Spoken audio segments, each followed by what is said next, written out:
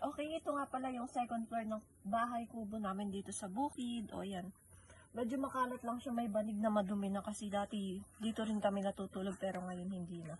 Naulanan na yan, huwag nyo nang pansinin kaya ganyan. So ito lang, itutour ko lang kayo ganyan. O, ito yung mga pantrabaho nila itay. So ito yung second floor namin. O, medyo may signal nga pala dito. O, ayun. Otak, di ba? Ang ganda. Balaga. Balaga.